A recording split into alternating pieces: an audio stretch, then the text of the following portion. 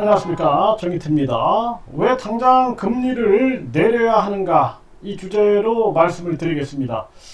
이 금리를 급격하게 인상을 시켰습니다. 그러니까 미국이 급격한 금리 인상을 전개를 했는데 미국의 꼼수를 알아야 된다는 거예요. 미국은 달러의 가치가 떨어져 버리니까 달러 패권을 잡기 위해서 계속 이 강달러, 킹달러, 갓달러를 만들려고 했던 것입니다. 이런 부분들, 그러니까 자기 화폐 주권이 있는 국가들 같은 경우에는 이런 거 다 눈치챌 수가 있거든요. 그러니까 일본은 당시에 마이너스 금리를 유지했던 거예요.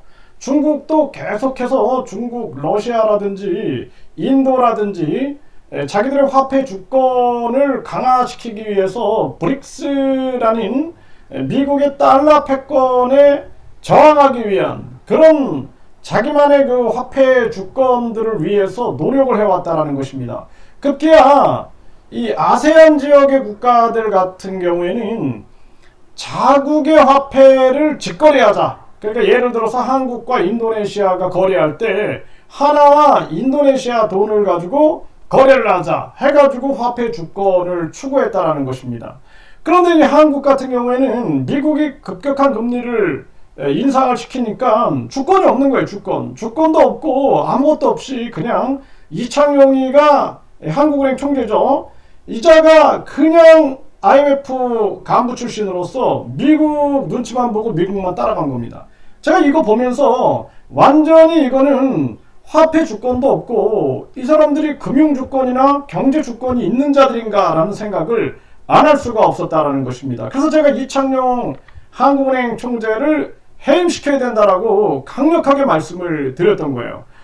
자기의 주관이 전혀 없는 겁니다. 그래서 지금 대한민국의 이 금리를 계속 지금 이 고금리 상태를 유지하게 되면 이 금리가 결국에는 물가에 포함이 돼버려요. 우리가 공공요금을 올려버리니까 어떻게 돼요? 라면의 그 공공요금, 뭐 가스비용이라든지 전기비용 이런 것들이 포함돼 버려갖고 라면 가격이 올라가듯이 지금 다들 이자를 내야 되는데 이자를 못 내는 거예요, 사람들이. 그래갖고 연체율이 계속 올라가는 겁니다. 그러니까 그 금리가 거기에 또 포함이 되다 보니 결국에는 물가는 계속 올라가는 겁니다. 이런 정황들이 계속 펼쳐지고 있는 거예요. 그리고 한국의 경제가 무너지면 무너질수록 우리 원화 가치는 떨어지는 거예요. 지금 그래서 한국의 원화 가치가 떨어지고 있는 겁니다. 그러니까 나라를 다 말아먹어 버리고 있는 거예요. 말아먹어 버리고 있는 겁니다. 기가 막힌 거예요. 이게 뭐냐면 경제 주권이 없기 때문에 이 모양 이 꼴이 되고 있다라는 것입니다. 그래서 지금 과거에도 이 상황을 보게 되면은 제가 이 그냥 혼자만의 그런 얘기가 아니라 여기 중앙일보의 배선영 교수라는 사람이 있어요. 여기 그 연세대학교 경제대학원 교수인데 이분은 2023년 5월 23일에 무려 1년 전에 이자 폭탄에 경기가 둔화된다. 한은은 기준금리 인하를 검토해야 된다. 이렇게 목소리를 높였습니다. 그러면서 한미 기준금리 격차가 더 벌어진다 막 난리칠 때도 이런 얘기를 한 거예요.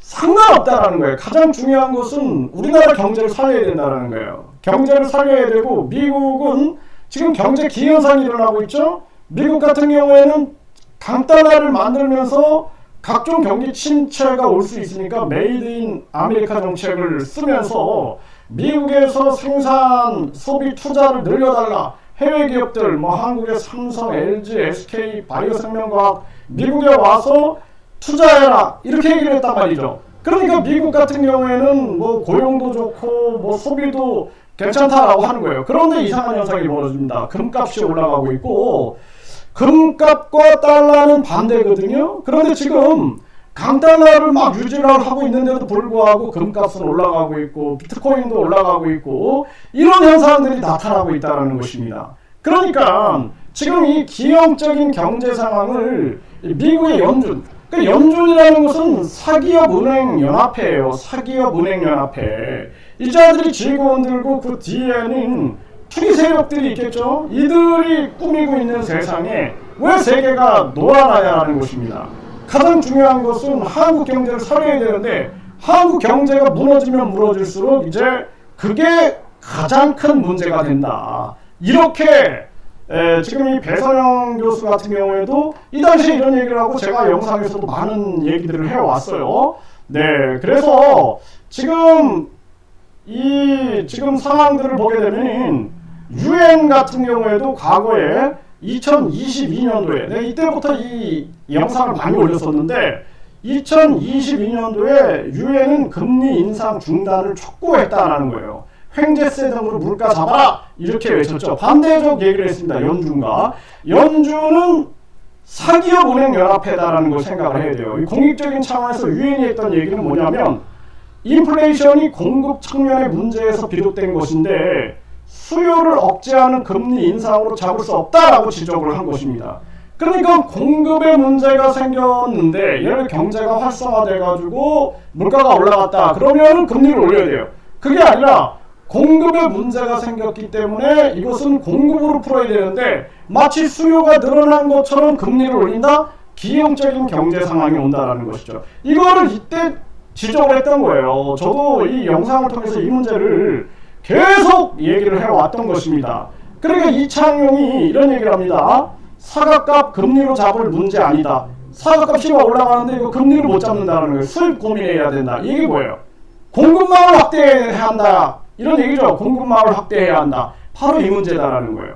그래서 지금 빨리 금리를 내려가지고 대한민국의 이 지금 가계 부채 문제뿐만 아니라 각종 경제 위기, 경기 침체 문제를 빨리 해결해야 됩니다. 그리고 무역 경쟁력을 강화시키고 그러면서 빠르게 우리 경제를 회복시켜 나가야 되는 거예요. 이게 핵심 문제인데 그리고 공급망을 확대하기 위해서는 전 세계하고 공급망을 확대하기 위한 노력을 해야 되고 전 내각의 이 간부들이 전 세계로 뛰어다녀야 되는 거예요.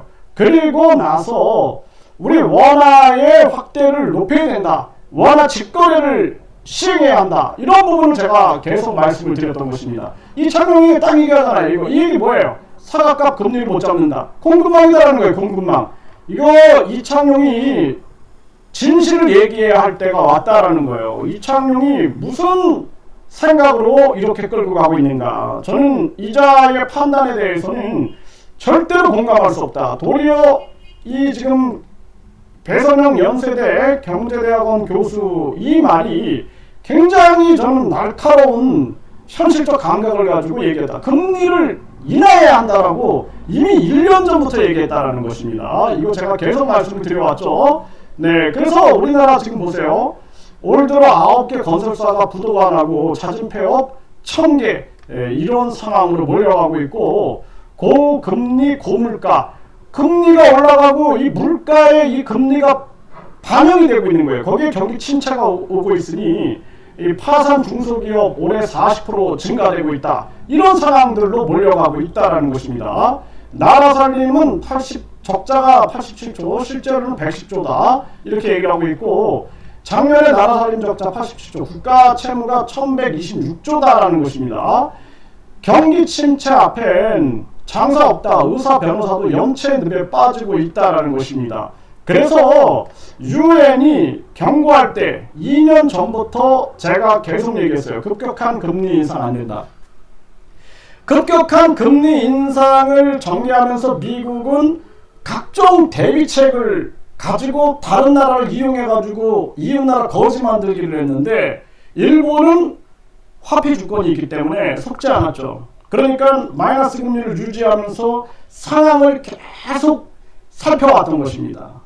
중국도 금리를 막 내리다가 계속 그 상황을 봐왔던 거예요. 미국이 물론 뭐 엄청 때려 제끼고 했지만 그 상황 속에서도 계속 그 살얼음판 속에서도 자기의 화폐 주권을 생각을 했다라는 것입니다. 지금 한국 같은 경우에는 금리 내려야 된다 그러면은 어떤 사람들은 야 지금 물가가 올라가고 있는데 금리를 내리냐 이런 얘기를 하고 있는 거예요. 그 물가에 금리가 포함되고 있다는 것을 이걸 인지 못하고 있는 거예요. 단순한 이 경제 논리만 가지고 있다. 또 한미 금리 격차가 이렇게 있는데 자금 이탈이 된다. 자금 이탈 안 된다라는 것입니다.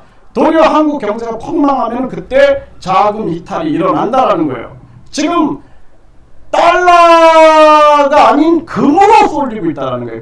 그만큼 실제 경제 속에서는 미국 달러의 패권이 흔들리고 있다는 것을 인지하고 있다는 거예요. 그러니까 달러가 강달러임에도 불구하고 금이나 비트코인 이쪽 분야가 지금 올라가고 있다, 기현상이 일어나고 있다는 것입니다. 그래서 한국 경제계는 정신 차려야 되고, 그 배선영 연세대학교 경제대학원 배선영 교수는 눈치 보지 말고 강력하게 얘기를 해야 된다는 거예요. 눈치 보지 말고. 예? 그래서 눈치 보고 지금 이 우리나라 경제를 그냥 무너지는 대로 그대로 볼 것인가, 아니면은 다른 목소리를 내서 나라를 구할 것인가 판단해야 한다는 것입니다. 저도 요즘에 제가 이 거짓 친일 문제 때문에 이런 얘기 잘 못했는데 지금 이거 도저히 안 되겠다는 생각이 듭니다. 도저히. 지금 우리나라 이 경제 전황을